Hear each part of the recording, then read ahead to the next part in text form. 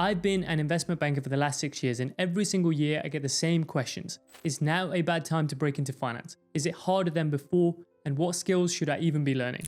Here's the truth. 2026 is going to be one of the most important years ever for finance recruiting. Not because it's got easier or harder, but because the rules have changed. Banks don't hire the same way they did 5 years ago. CVs, screens, and even interviews don't work the same way people think they do, and that's why even the most capable and ambitious candidates get filtered out long before they speak to a real human. So if you're trying to break into finance or banking, understanding this shift is going to be the difference between sending your CV into a void and actually getting interviews. If you're new here, I'm Haris Zamir, and I'm currently a VP investment banker here in London, and in this video, I'm going to give you my personal, unfiltered view on the finance job market in 2026. We'll cover what's actually happening with hiring, why some jobs feel impossible whilst others don't, what AI is actually changing and what it isn't, and who banks are comfortable hiring in 2026. So I'm going to break this video down into 4 trends, and the first one is that the outlook is improving, so we get to start off on a positive note. So the last 2 to 3 years were genuinely difficult for parts of banking, especially those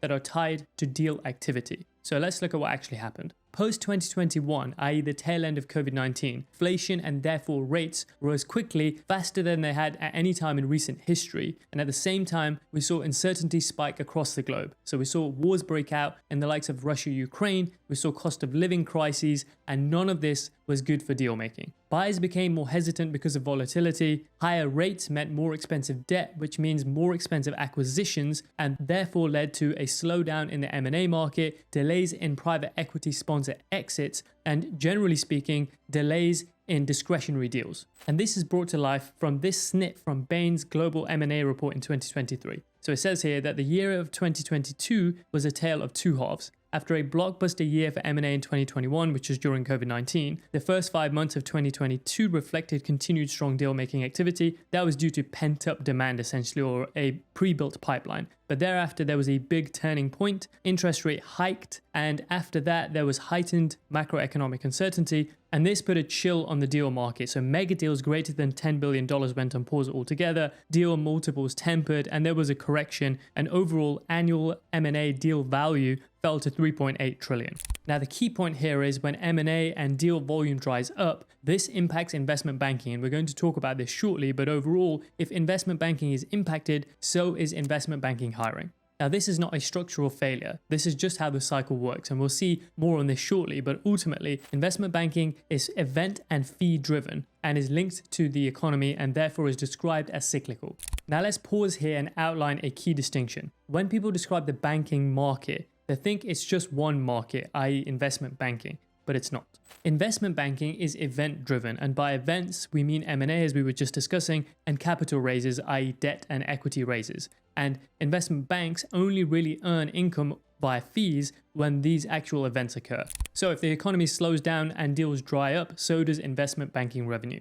And this is what's often known as the boom-bust cycle. Other parts of banking are more balance sheet and flow driven. So think things like lending money or otherwise treasury and payment services and risk management solutions. And together you can think of these things as corporate and transaction banking, and they relate to coverage and relationship management and BAU services which are provided through the cycle. And this distinction matters a lot because when markets freeze the way they did over the last few years, investment banking income is heavily impacted and therefore so is hiring, whereas lending and flow business largely continues, and therefore hiring within the corporate and transaction banking universe is pretty consistent through the cycle. And therefore, even though the last few years were difficult for investment banking, hiring across the banking ecosystem was largely pretty consistent. Now we'll revisit the significance of that later in the video, but let's look at what changed in 2025. Well, it certainly wasn't a boom, but it was a turning point. We saw inflation and therefore rate hikes stabilize and actually some rate cuts come into play. And we saw the market grow comfortable with uncertainty. And that's even despite all the tariff-induced volatility. So the market essentially got used to so many macro events that it started to stay pretty consistent and stable throughout. We also saw a lot of refinancings and repricings which relate to capital raises, which is one leg of investment banking, and also M&A selectively returned. Now activity certainly didn't explode, but it did start moving again, fueled by mega deals. So this first snip from Financial News London shows that investment banks scooped $103 billion last year in fees, and that is the second best year on record. So you can see that the fees jumped in 2025 despite wobbles through the year.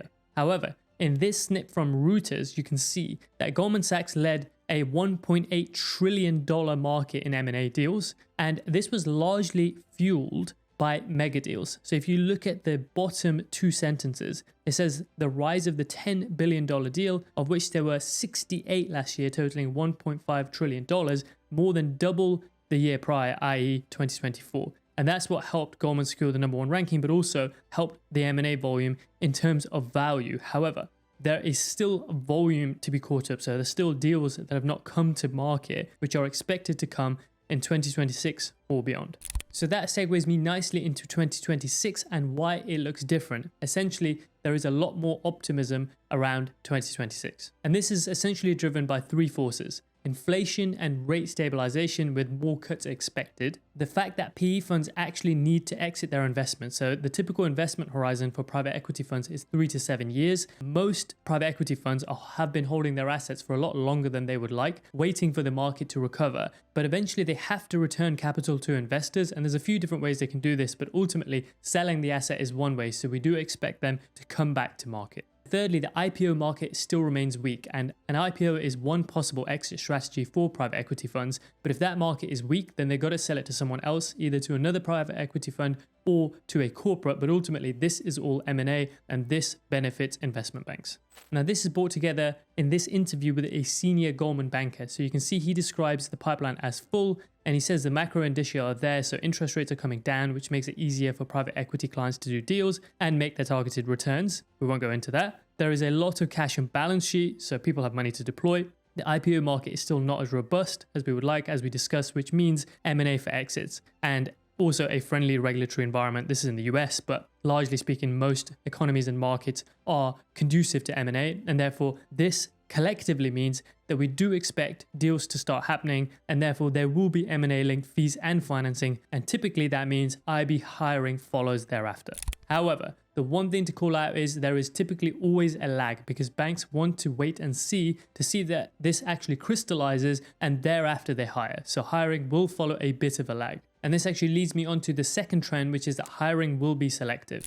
And the reason for this is that there is optimism, but there is also uncertainty. So this snip from Deloitte's 2026 Banking Outlook states that sustaining growth while balancing optimism and caution in 2026 is a key priority for banks. And this is because there is a range of possible scenarios here for the US economy, but this applies across the globe. So there's a lot of moving parts. You can see in the closing sentence, they say that banks will likely be watching carefully for the impact of tariffs and the strength of the labor market. And there are also other things in play.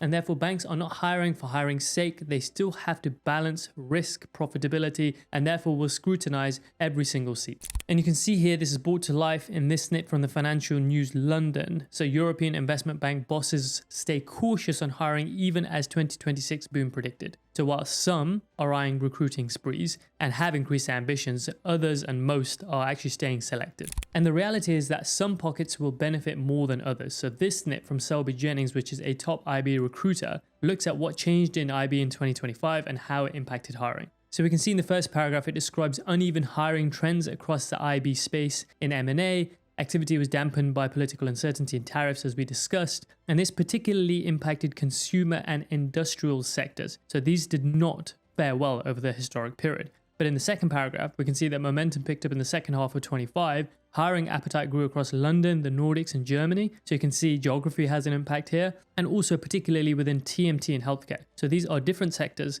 and they benefited. So whilst the industrials and consumer segments struggled, the TMT and healthcare sectors have benefited or are on the upwards trend. And therefore, you can see here that both geography and industry sector exposure also matters in terms of hiring trends. Now, I just want to call out a couple more things here. One is that there is a clear demand for professionals with additional language skills. So if you can speak multiple languages, this will benefit you. And also, in the closing paragraph, we can see that large investment banks saw limited hiring in capital markets despite a rise in IPOs. So this is on the equity side. However, hiring was concentrated in financing teams because of a strong wave of refinancings and recapitalization. So we discussed that earlier, but this is essentially on the debt side. So if you are a debt guy or a debt person, you may well see there are more opportunities out there than on the equity side. Now, there is also the small matter of the uncertainty associated with AI and the automation of workflows. And even though banks are not sure what the final impact will be, it does raise caution, and it also increases the bar for potential hires. And this is brought to life from this snip from a Robert Walters article on hiring in banking and financial services in Singapore, but this broadly applies across the globe. But you can see here that companies are expected to focus on skills-based hiring. Now let's step through the significance. And in the second paragraph, we can see that firms kept a closer eye on costs and hired more selectively, and they focused on skills that directly supported business priorities. So this speaks to the point around hiring being more selective, right? And then in the bottom paragraph, we see that trade tensions and tariffs push companies to be more deliberate about location strategies. So they might be hiring in some locations more than others. And also AI adoption has moved the needle. So it's already moved from pilot to practice in the industry, particularly in risk and operations, which is middle and back office. So those are being most impacted by AI. We're going to talk more about AI, but generally speaking, AI is playing a much bigger role in hiring decisions now. Ultimately, the most significant point here is that in a selective hiring market, if you are not clear on your goals, objectives, and are not targeted in your approach, mapped clearly to your background, you're going to struggle. That matters more now than ever. And that leads me nicely onto trend 3, which is positioning matters more than ever. In this environment, banks are looking for clear role fit, evidence that you understand what the role actually entails, and evidence that you can add value on day one without significant hand-holding, i.e. they want low execution risk. So to succeed right now, effort alone is not enough. To succeed, you need to be clear on what you're targeting, you need to be clear on how your background maps to that role, and you need to communicate your value early, consistently, and clearly throughout the process. Candidates who do this well will land roles, and those who don't will get filtered out very quickly. And this is more important in 2026 than ever before. And we'll see this later on when we discuss AI, but screening has got more tight than ever before. So in order to position yourself effectively, the first thing to understand is that banking is not just one job market. If you recall, I mentioned earlier that within banking, there are broadly 3 verticals: investment banking, corporate banking, and transaction banking. And the way each of these verticals makes money is different, the criteria they look for is different, and the way they hire through cycles is different. And if you don't understand these differences, you can't target clearly and you can't communicate your value clearly, which means in a selective market, you'll get filtered out much quicker. Now, I appreciate the distinction between these banking verticals can be a bit opaque and difficult to understand, and it's the exact thing that we clear up for our Charter Mastery clients before they get started so that they can position as effectively as possible. And otherwise,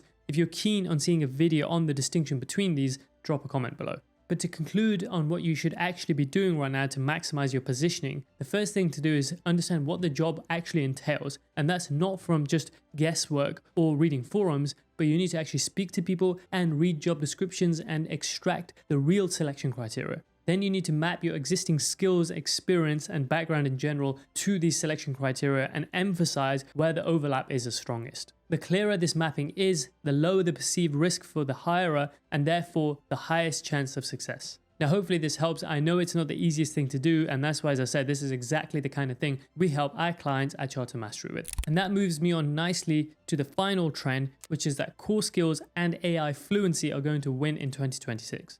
Now, when people talk about finance hiring in 2026, the conversation quickly turns to AI, and the common takeaway is that AI is going to replace analysts. That's the wrong takeaway. The real takeaway is that it is going to change who banks are comfortable hiring in 2026. So let's start by looking at what AI is actually doing inside banks. And again, this is a snip from Selby Jennings, the IB recruiter, and it looks at the expanding role of AI in investment banking talent strategy. This is very relevant. So the first paragraph states that AI adoption is beginning to impact both talent acquisition and day-to-day responsibilities for bankers. The first thing to call out here is that talent acquisition teams are using AI screening tools to streamline early stage hiring processes, making it even more important for candidates to have up-to-date and targeted CVs. This is what I referenced in terms of screening being tighter than it ever has before. Historically, there were comparatively dumber systems doing the screening, and also human beings, which is still a relevant part, but your CV and your application only lands with a human once it's been through the initial screening, and this is now being powered by AI.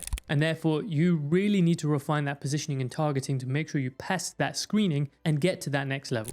Now, most notably, senior bankers are adopting AI tools to support business development, origination, and market mapping tasks. So you can see here, broadly speaking, that it is being implemented into workflows as well. So beyond just the hiring process, people are using it on the desk, and therefore AI literacy will be a core differentiator. Bankers who can implement and utilize these tools effectively will be better positioned to succeed in 2026 and beyond. Now, I want to stay on this point. We've already discussed that AI plays a big role now in the screening stage, but one thing that AI also does, it makes it very easy to sound or look polished and look capable. But the truth is, many people, when they get past that screening stage to the actual interview stage, fall short. And that's because there's been a loss of friction and time spent understanding the fundamentals. And without truly understanding it, your answers and explanations will not hold up and you will succumb to the pressure. And banks will notice this very quickly, and they are looking for core capabilities, not just AI fluency. And that's why inside Charter Mastery, we are very deliberate with how we use AI. We don't want it to replace judgment and thinking. It's there to supplement and streamline and expedite the workflows. Okay, back to the Selby Jennings article. And this snip covers what firms and professionals should prioritize in 2026. So in the first paragraph, it talks about what IBs are actually being advised to do. So they're being advised to implement skills-based interview processes increasingly. Firms are incorporating modeling tests and case study assessments early in their hiring cycles. This allows hiring managers to evaluate technical proficiency and candidate commitment earlier, while also accelerating time to hiring in a highly competitive market. So you can see here that they are seeing past the fact that AI can produce essentially perfect answers and that people are losing the capacity to think, and therefore they want to test their competencies and the technicals early on. So you need to be all over the core preparation plus AI fluency. At the bottom, we can see that it emphasizes the adoption of AI screening tools. So it means that CV should be tailored to highlight relevant experience, technical skills, and analytical capabilities aligned to specific roles. Super important, and presentation clarity will be key in standing out. This is a soft skill, so to speak, that can't really be replaced by AI. So if you can articulate yourself well, you're a good presenter, a lot of which comes through practice, then again, you can stand out, because a lot of people are losing this ability in this era of AI. So in terms of the impact of AI, it does not remove the role, it changes the shape of the role. And the outcome is pretty predictable. It means leaner teams, fewer passengers, and higher responsibility per person.